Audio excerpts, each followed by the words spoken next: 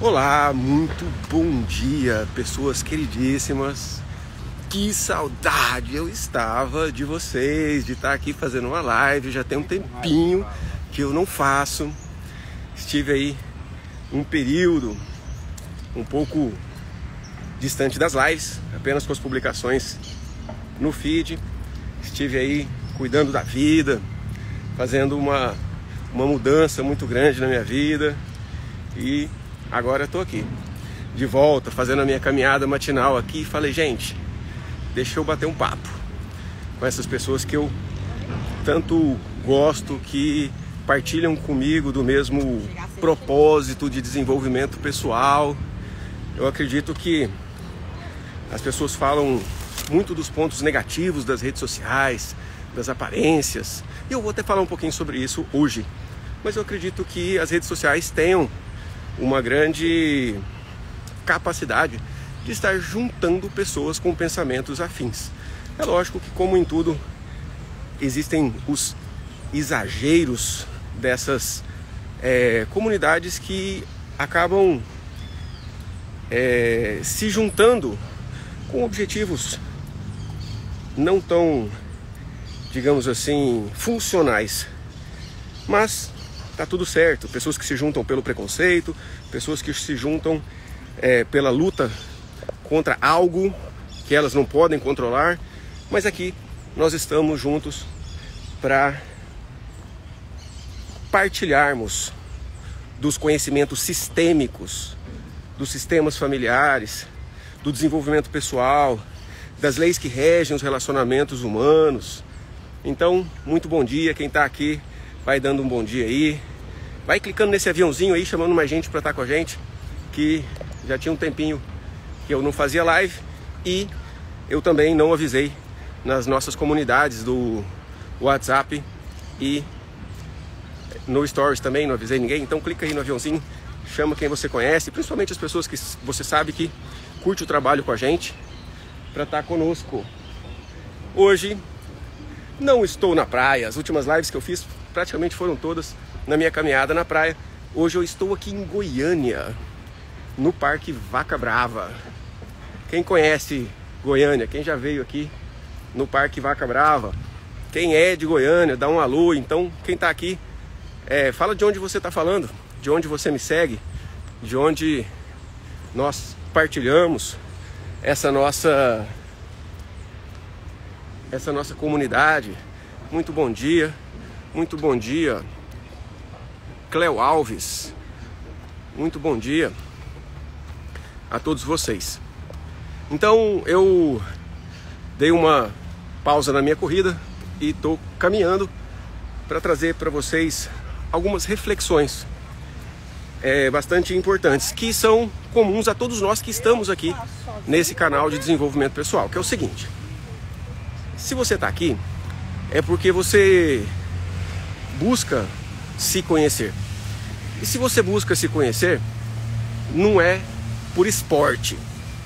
Porque as pessoas acham que desenvolvimento pessoal, autoconhecimento, olhar para dentro, é um filminho de amor, é um monte de florzinha para todo lado.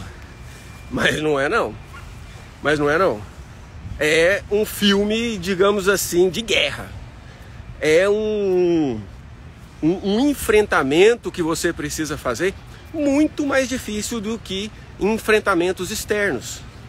Poxa, olhar para dentro de si e perceber traumas de infância, olhar para a morte de um familiar e trazer isso para dentro do coração, aceitar, concordar, aceitar, olhar e aceitar e ainda agradecer pela criação e pelo Criador diante da própria finitude da sua vida, percebendo que um dia sua vida vai acabar, um dia seus filhos vão morrer. Simples, é assim. Poxa, mas isso não é fácil. A maioria das pessoas passam a vida inteira sem olhar para isso e acabam olhando para isso mais no final da vida e acabam percebendo que caminharam por muito e muito tempo em caminhos equivocados. por motivos equivocados. E esse equívoco, com frequência, trazem grandes amarguras, grandes dores ao final da vida. É por isso que, apesar de ser muito difícil buscar o desenvolvimento pessoal, se desenvolver como seres humanos, digamos assim, compensa. É melhor. E dentro dessa busca de desenvolvimento, a gente encontra a questão espiritual. A gente encontra a questão da transcendência, do vínculo com algo maior, do vínculo com a religião, com o vínculo com Deus, né? Eu vou falar um pouquinho disso também. Mas galera, eu tô vendo vocês muito caladinhos hoje. Como é que vocês estão? Conta aí. Dá um bom dia, dá um oi, fala de onde você tá falando. Faz alguma pergunta, conversa comigo. Vamos lá. Como é isso pra você? O que te trouxe até aqui? Porque se você acredita que algo maior move a vida e a morte, o sucesso e o fracasso, o nascer, o viver, o compartilhar, os sentimentos, a natureza, o universo, você, como Einstein, tem a percepção de que Deus não joga dados com o universo. Então, por que você está aqui? O que você busca aqui comigo? O que você veio buscar aqui, me seguindo? É muito importante que você reflita sobre isso, porque essa reflexão vai trazer para você mais objetividade, para ver se você está encontrando mesmo o que você busca. Se você está tendo clareza do seu objetivo. Então, eu mesmo, aí ó, a Raquel Caetano está trazendo, buscar conhecimento. Ótimo, que massa. Seja bem-vinda. Então, eu acredito que o conhecimento seja o primeiro passo, mas a transformação, que nem sempre o conhecimento leva à transformação, porque depois que você adquire um conhecimento, a transformação vem quando você aplica sabiamente esse conhecimento. Então, desde muito cedo, 5, 6, 7 anos de idade, eu já questionava, eu já buscava, né? Então eu me espelhava muito nos meus pais, no meu pai, na minha mãe, que traziam sempre conceitos muito espiritualizados, religiosos, de caridade, de perdão, com o ensinamento do Evangelho. As percepções, logo na adolescência, essa busca de conhecimento com o ser humano, me levou, já por volta dos 8 anos de idade, a já querer ser médico, a desejar ser médico. Sabia que eu ia fazer o que fosse necessário para ser médico, como sou hoje. Lá pelos 12 anos, dentro dessa busca, eu já sabia que faria medicina para fazer psiquiatria, justamente por esse encanto, justamente por me sentir encantado pela mente humana, pela psique humana, pelas dinâmicas que movem os seres humanos. E já na adolescência eu já frequentava a religião, trabalhava nas obras de caridade e por muito tempo trabalhei nas obras assistenciais, fazendo sopão no domingo, distribuindo cesta básica, fazendo palestras nas casas espíritas, aonde é a minha origem, a minha formação religiosa veio disso. E é lógico que dentro dessa caminhada, eu me tornei mais universalista, não sectarista. Eu acredito que a segmentação excessiva que combate as outras crenças traz uma luta contra, que é inglória, que é em vão. Então, defender o seu ponto de vista não é a mesma coisa que atacar o ponto de vista dos outros. Então eu acredito que todos nós, todas as religiões, todas as buscas espirituais te levam a Deus. E por diferentes caminhos.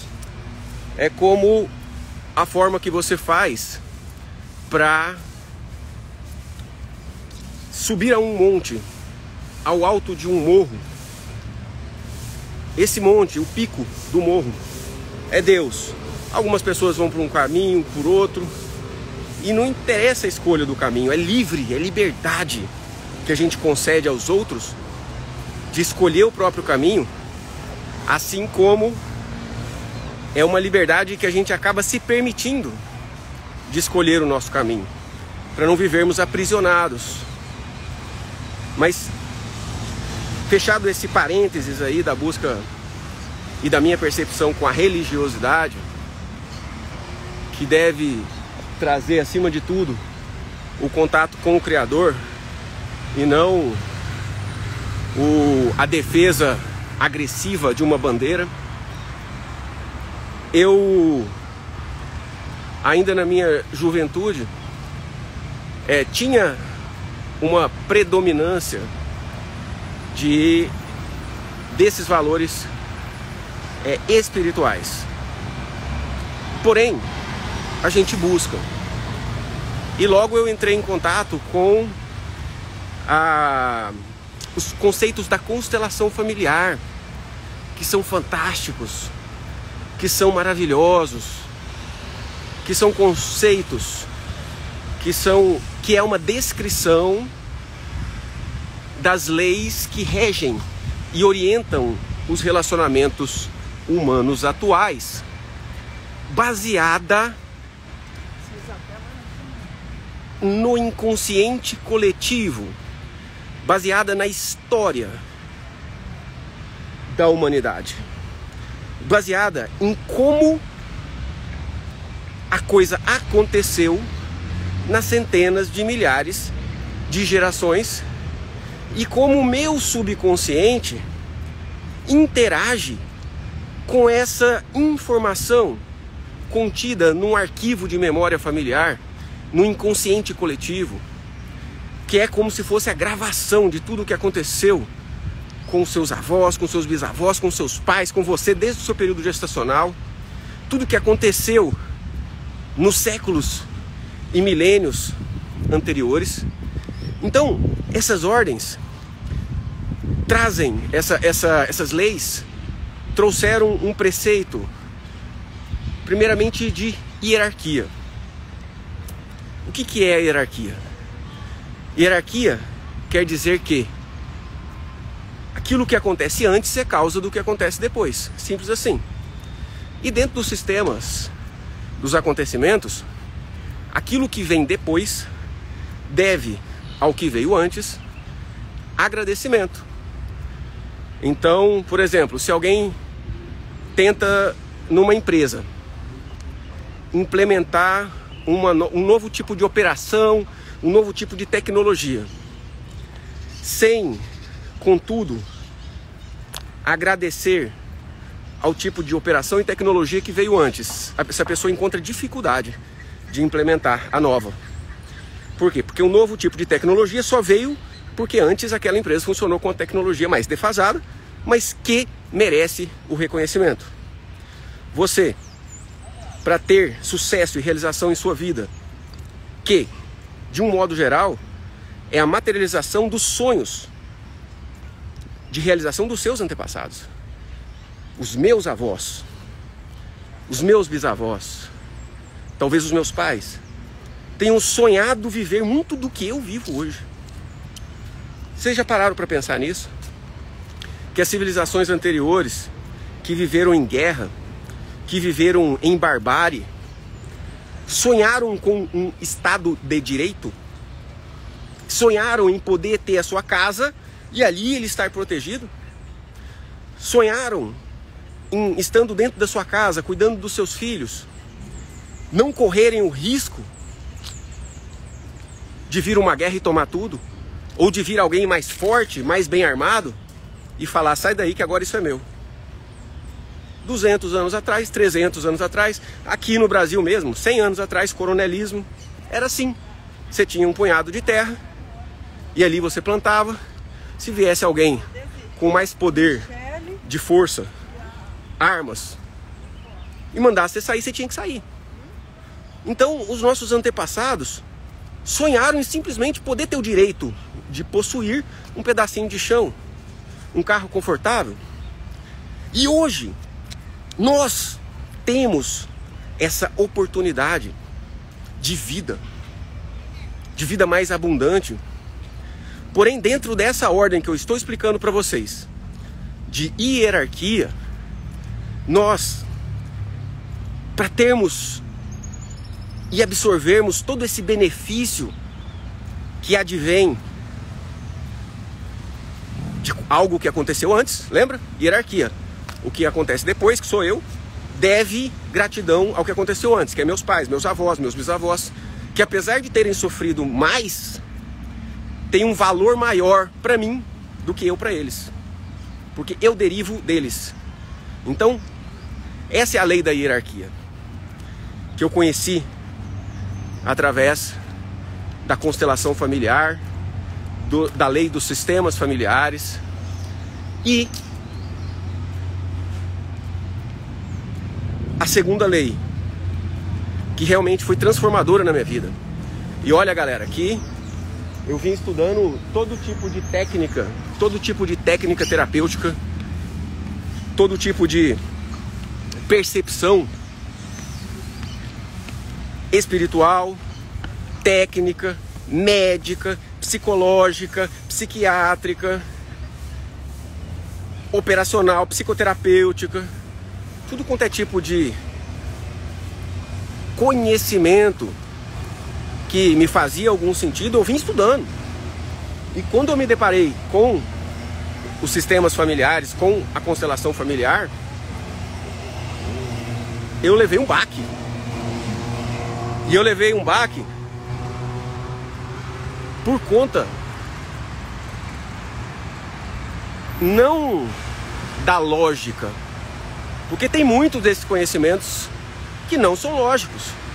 A primeira vez que me falaram, ó, você tem que agradecer o seu pai e a sua mãe para você prosperar na vida. Eu falei, não, o que tem a ver uma coisa com a outra? Você tá doido?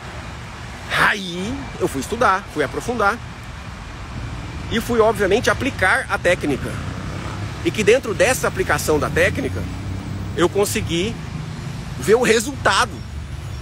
Pessoas se ferrando na vida e eu mesmo me ferrando em vários aspectos da minha vida, trazendo os meus julgamentos infantis em relação aos meus pais.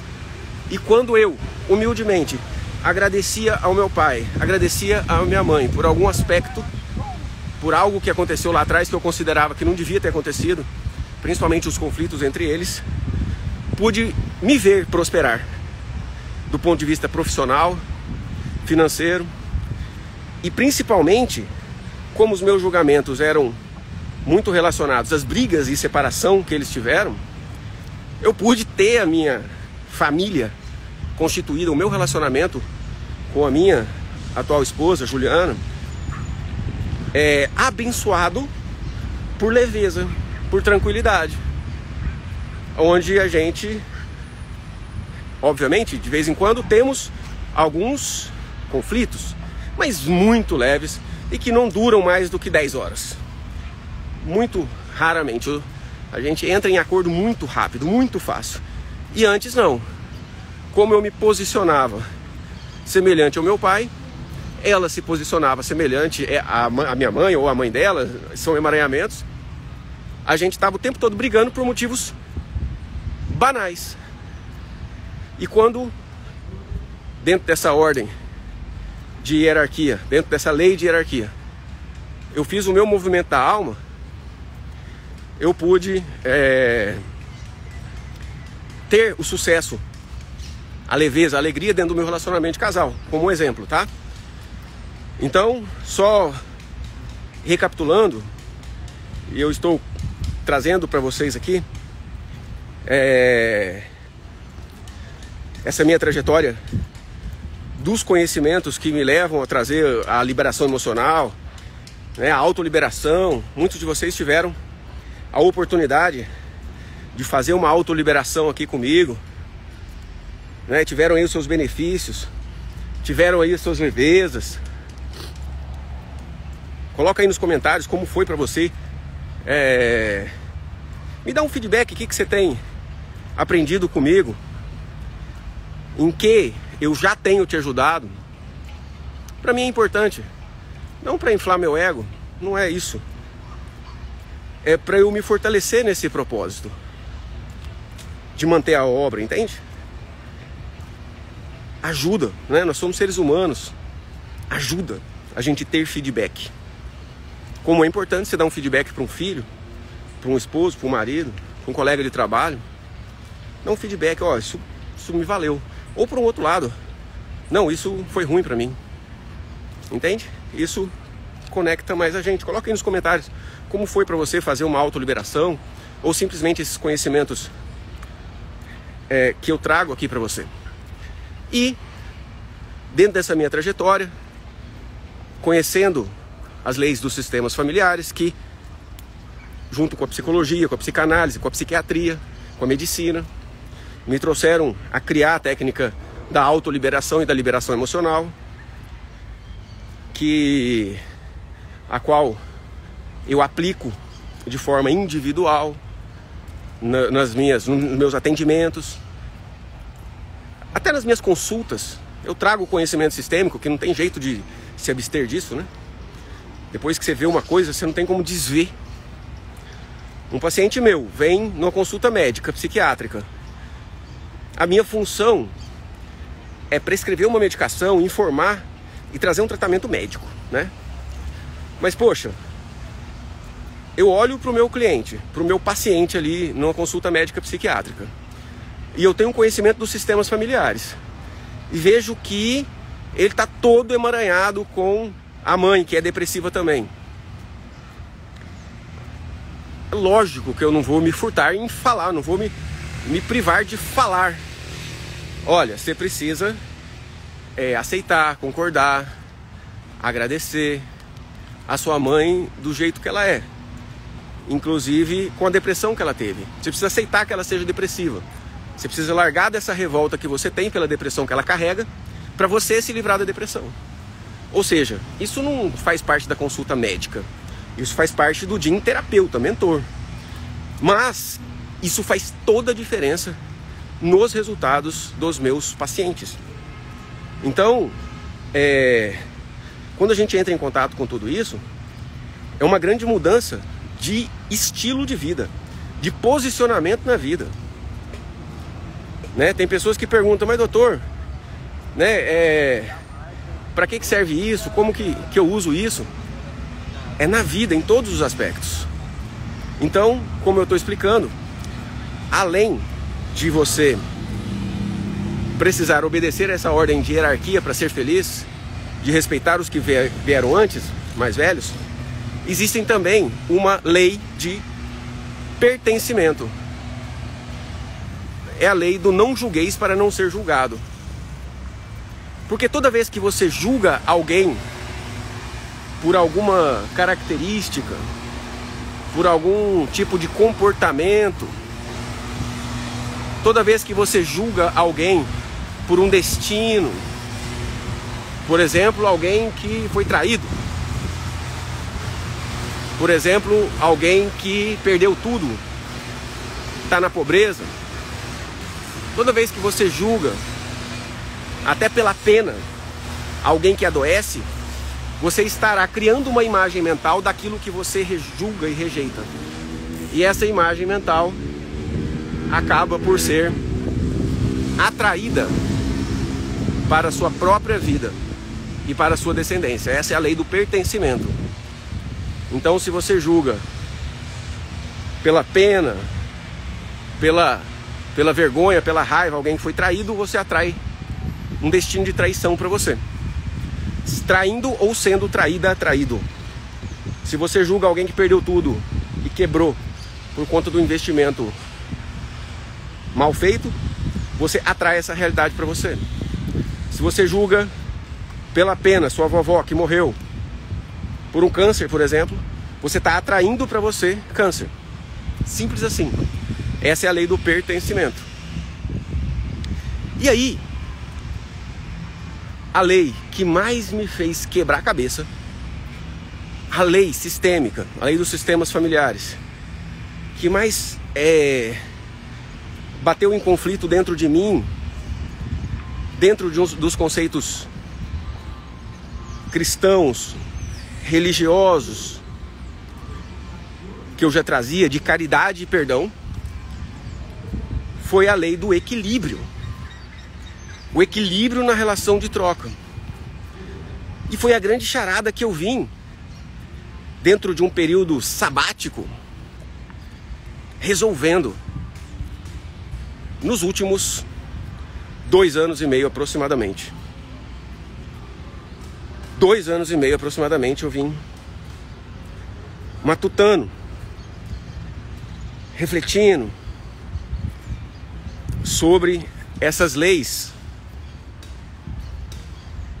dos sistemas familiares, a lei do equilíbrio na relação de troca. E o que é essa lei do equilíbrio na relação de troca? É o seguinte, essa lei significa, vou andar pelo bosque do parque aqui que está menos barulhento. Essa lei que significa o seguinte, tá? Vai pegando aí, gente. Em tudo que eu tô trazendo para vocês aqui, existe um conhecimento extremamente valioso, profundo, que eu demorei foi a vida inteira para conceber. A lei do equilíbrio na relação de troca é a seguinte: você, quando não está submetido à lei de hierarquia, ou seja, aquela relação começou ao mesmo tempo, ninguém chegou primeiro. Por exemplo, uma amizade. Quando você conhece o amigo, você se torna amigo ao mesmo tempo que ele se torna seu amigo. Então aquela relação começou ao mesmo tempo. Então não existe hierarquia na amizade. Relacionamento de casal, ou seja,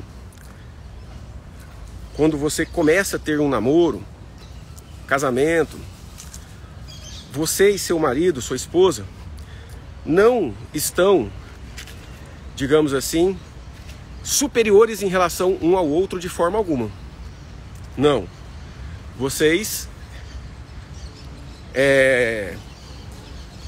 estão em igual patamar de importância um para o outro. Diferente de você e seu pai.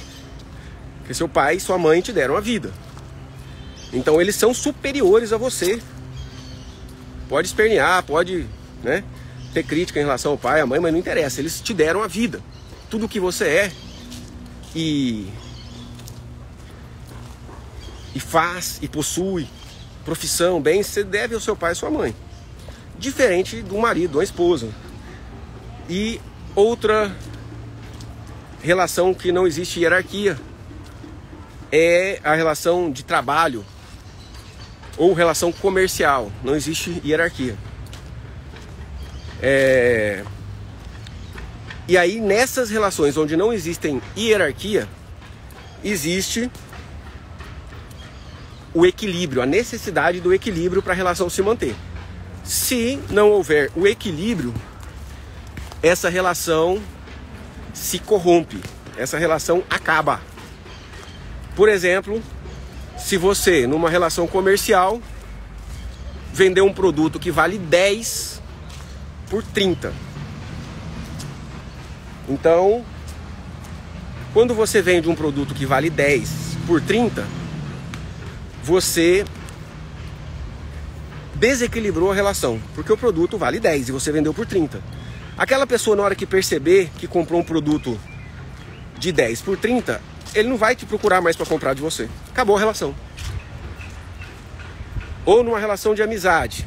Quem aí já aconteceu de você ajudar uma pessoa, um amigo, faz tudo, carrega nas costas, dá carona, empresta dinheiro, e esse amigo só vem a nós, ao vosso reino nada, só vem a nós, essa pessoa não te retribui de uma forma adequada, e esse amigo, essa amiga para de falar com você, fica com raiva de você, e você se sente extremamente chateada, porque nossa, eu fiz tanto por essa pessoa e ela nem olha pra mim direito mais, nem me cumprimenta, saiu falando mal de mim. Gente, quem já teve essa experiência, coloca aí, com amizade, porque é praticamente impossível não ter ninguém que não sofreu uma dessa. Por quê? Porque a gente traz muitas vezes uma exigência infantil de ser bonzinho, e às vezes a gente ajuda demais. Eu encontro mais pessoas que ajudam demais, que fazem demais pelo outro e não recebem em troca, do que pessoas que sugam. Estatisticamente, proporcionalmente, eu encontro mais pessoas que fazem demais do que as pessoas que sugam, que são, né, que não retribuem na relação. Quem já teve esse tipo de experiência? Aqui, ó, Família Santos está trazendo aqui. Eu já tive essa experiência sim. Olha só. A Tiesa Lu não teve esse tipo de experiência. Mas Tiesa, a Silvana está falando, eu várias, com amigos, com parentes, ajudei demais, só recebi o mal. Olha só.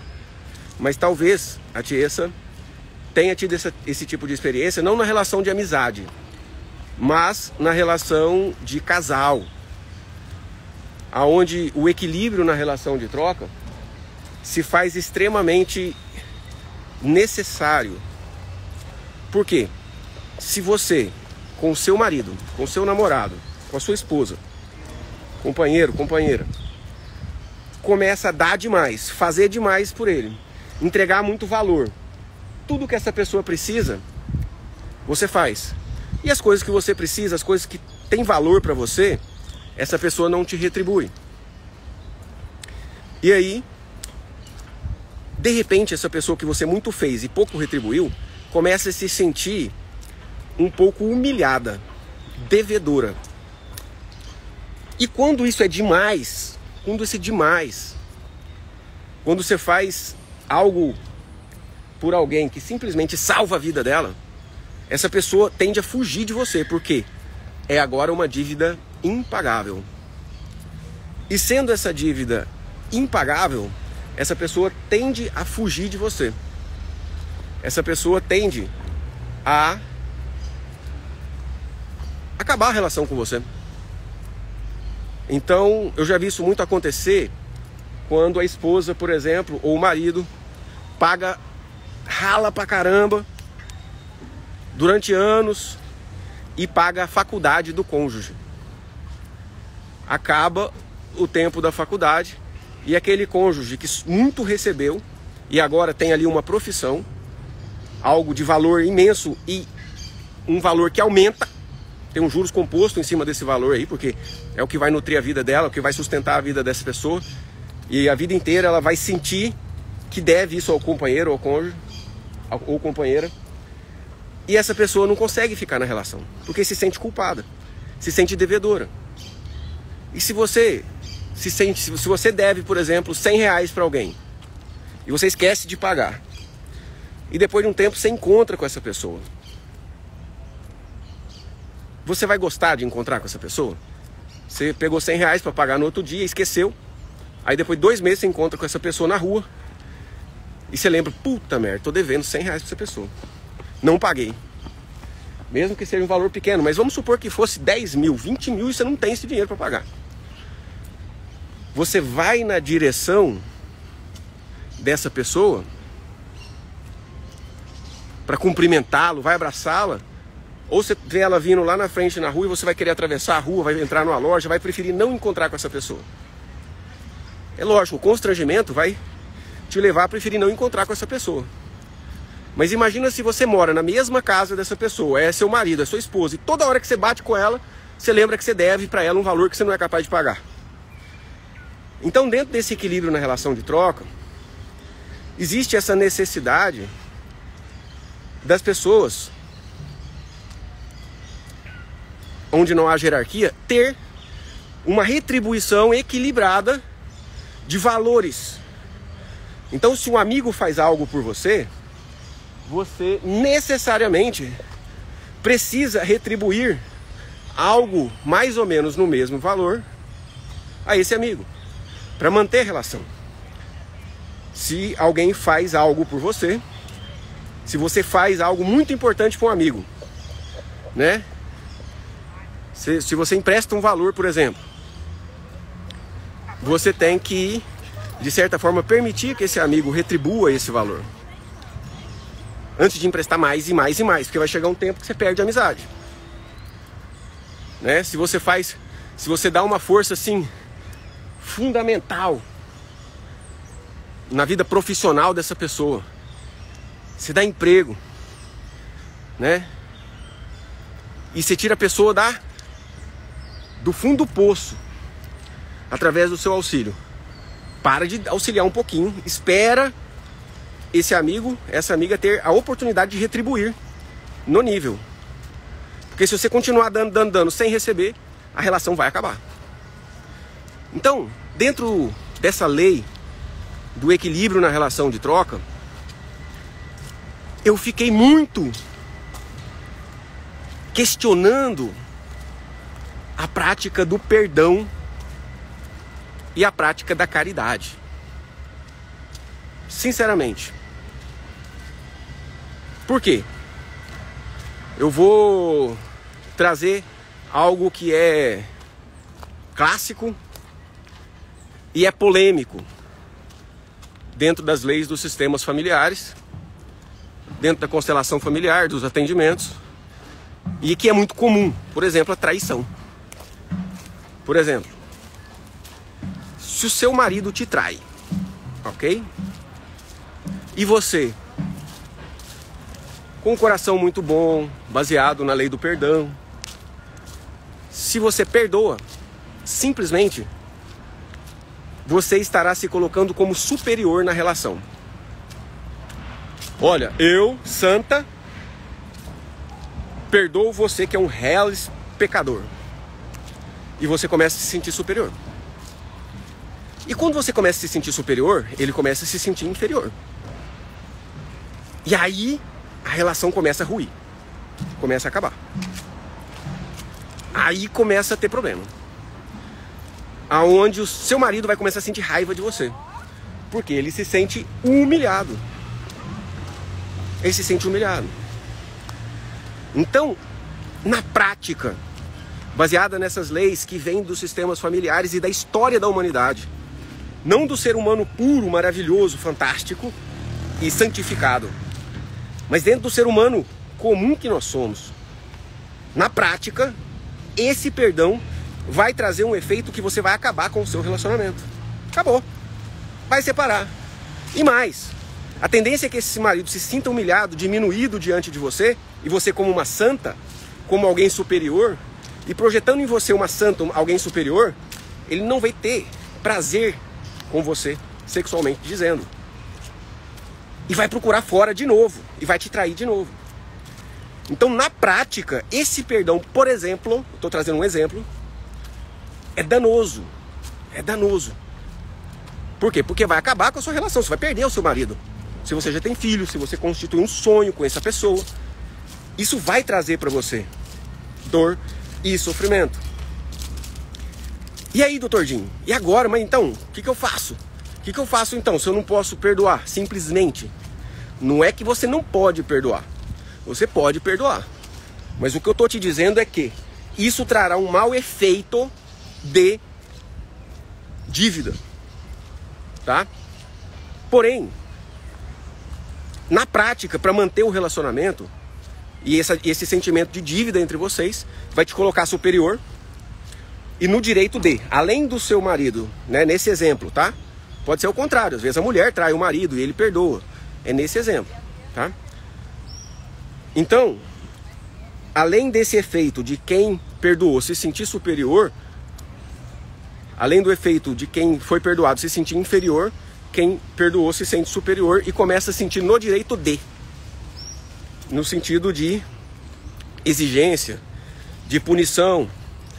Vira e mexe, a pessoa diz que perdoou, mas vira e mexe tá cutucando. Você fez isso, você fez aquilo. Como é que você fez isso? Você não presta. E o relacionamento vai se consumindo e vai ruindo. Então, a solução para isso, como que resolve isso? Né? Reequilibrar uma relação depois de uma traição. Existem dois caminhos possíveis. Um caminho é dar o troco. Por exemplo, quando a mulher trair o homem também, chumbo trocado, a relação fica quite e segue. Porém, pode não ser suficiente. Por quê? Isso pode ser tão danoso a ambos, trazer tanta mágoa e tanto ressentimento, que isso também vai acabar com a relação. Então não é o que a gente indica, ok? Mas que reequilibra, reequilibra, né? Às vezes o casal separa por conta de uma traição, a mulher fica com outro homem, e quando volta, eles voltam e ficam bem. Por quê? Porque ela se sente vingada, ela não vai ficar cobrando, por exemplo, tá? Mas isso pode ser também intolerável dentro dos padrões e das crenças de ambos, e a relação realmente acaba. Então não é isso que a gente indica. Então, se o cônjuge trai, esse cônjuge que traiu, que subtraiu um valor, necessita devolver ao outro cônjuge algo de muito valor, um valor equivalente. Algo para esse cônjuge que foi traído, algo de muito valor, por exemplo, uma viagem, por exemplo, um presente, uma joia caríssima, um carro, um período juntos, uma renovação de votos, que às vezes a esposa sempre quis isso, faz uma festa de renovação de votos, que isso às vezes para o homem não era tão importante, mas para a mulher era muito importante, e essa mulher vai se sentir muito valorizada quando esse homem fizer isso. E aí isso vai estar quitando uma parte ou totalmente a dívida. Então, quem subtraiu da relação, quem trouxe, quem tirou dignidade do outro na relação através de uma traição, é quem deve colocar um valor muito grande dentro da relação, né? Uma outra forma de descontar, né, para reequilibrar também. Por exemplo, uma história, um caso em que a mulher foi traída, e ela foi lá, pegou um pau e quebrou o carro do marido todo. Pegou um martelo, quebrou o carro do marido todo, destruiu o carro do marido. Ela subtraiu dele um valor muito grande, assim como ele subtraiu dela, traindo. E a relação se reequilibrou. Eles seguiram. Ficou mais fácil deles seguirem, porque ela não perdoou como uma santa, tá? Então, trazido toda essa contextualização das dinâmicas humanas que agem sobre nós mortais, não espíritos elevados, não santificados, não iluminados pela consciência crística, realmente eu me distanciei desses valores de caridade e de perdão e me aproximei mais de um valor meritocrático, de um valor aonde ali naquela época, naquele momento, há alguns anos atrás, talvez uns 5 ou 6 anos atrás, eu passei a me distanciar um pouquinho da questão nítida da caridade, do perdão, de uma bondade de coração que às vezes só me fazia me ferrar. Na prática, né?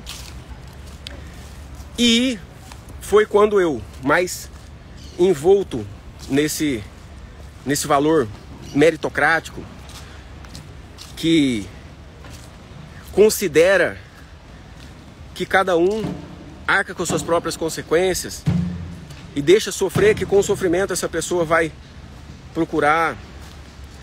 Então foi quando eu, de certa forma, me envolvi mais nos valores do resultado do mérito, que é o quê? Fruto do trabalho, dinheiro, status, fama. Porque somos seres humanos e isso toca as pessoas. E por um tempo isso me levou a buscar estar entre pessoas de sucesso e riqueza, mas ali de sucesso e riqueza materiais. Mudei-me, inclusive, com a minha família para São Paulo, para Alphaville. E dentro daquela busca ali, aonde eu conheci pessoas de muito sucesso financeiro, de muito status, de muita fama, estive ao lado de pessoas de muito reconhecimento, principalmente nas redes sociais, reconhecimento financeiro.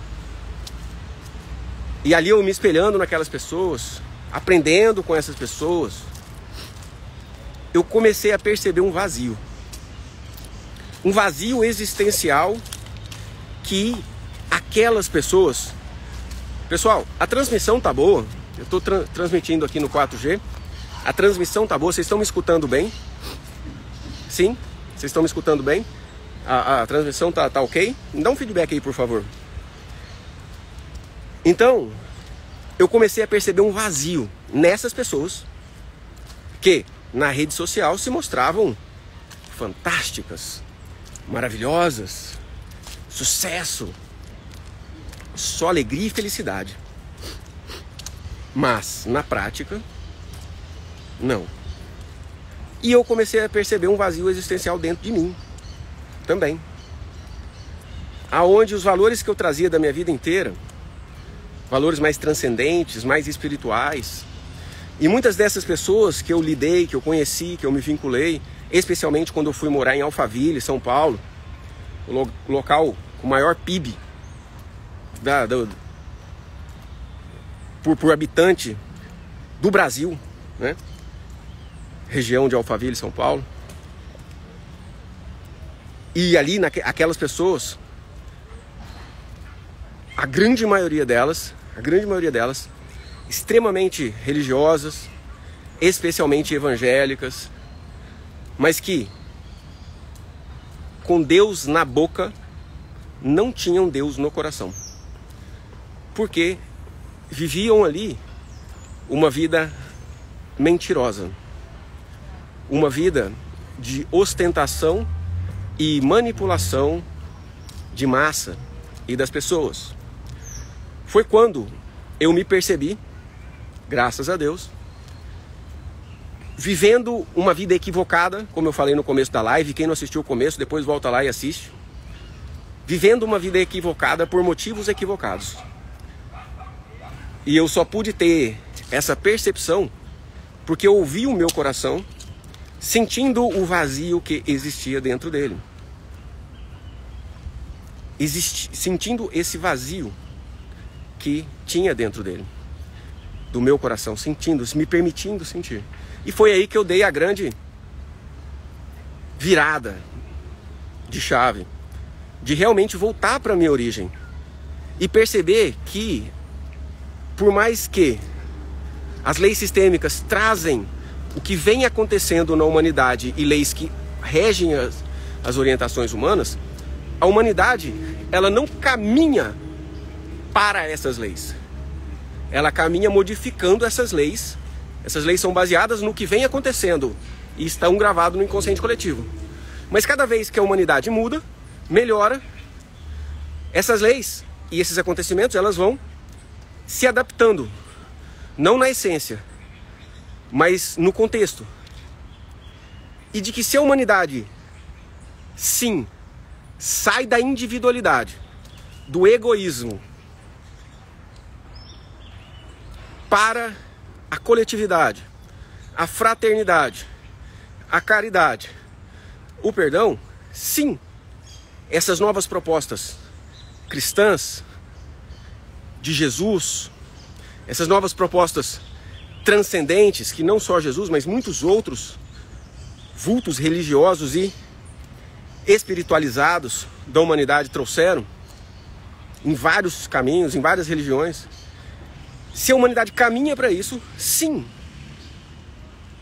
nós devemos nos submeter a essas novas propostas com um espírito de abnegação.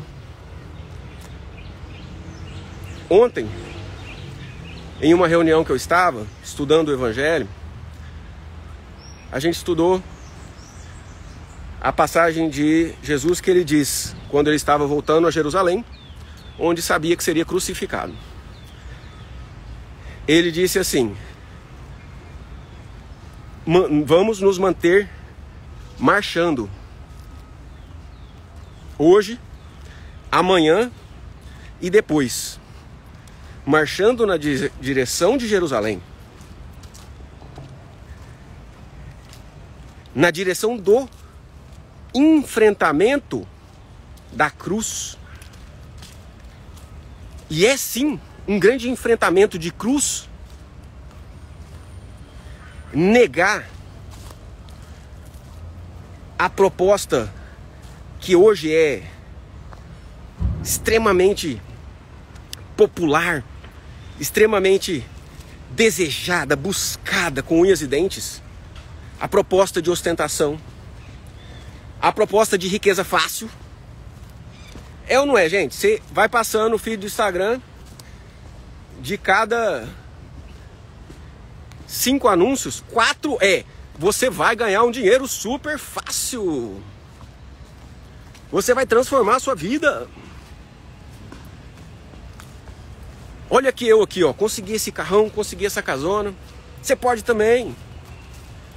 É ou não é, gente? Coloca aí nos comentários. O que vocês estão... Gente, tá fazendo sentido pra vocês? Me dê um feedback aí, por favor.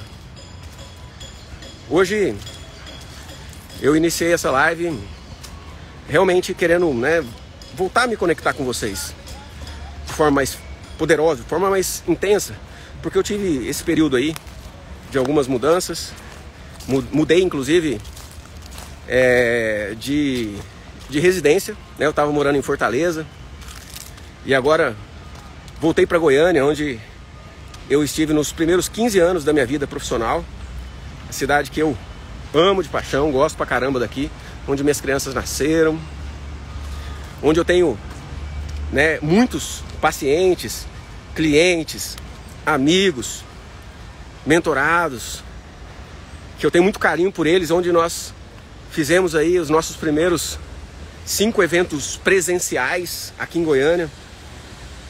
E com a proposta, né, e o desejo de voltar a atender presencialmente de forma mais intensa e fazer os eventos presenciais, e também por uma opção de suporte familiar, onde nós temos vários familiares aqui, por uma opção também de dar uma qualidade de vida melhor para as crianças, né, de trazer para elas aonde a gente vai ficar nos próximos, talvez, 10 anos, onde elas vão fazer faculdade e tudo mais, né, um lugar onde a gente vai ficar. Lá em Fortaleza a gente estava meio curtindo, né, curtindo praia. Meu atendimento é online, eu podia estar em qualquer lugar. A gente foi para lá pelo ambiente, né, pela natureza, pelo contato de qualidade de vida. Mas aqui tem também, né, apesar de ser uma cidade grande aqui em Goiânia, mas tem tudo que a gente precisa também. E eu mudei para cá, então eu tive um período aí de aproximadamente 1 mês sem fazer lives. Mas agora eu tô voltando aqui e eu quero me conectar com vocês. Eu quero que vocês me digam o que vocês estão achando, tudo que eu tô trazendo aqui. Porque a conclusão de tudo isso que eu tô trazendo para vocês é que... E eu tô falando isso não é de teoria não é porque eu li num livro não, tá bom?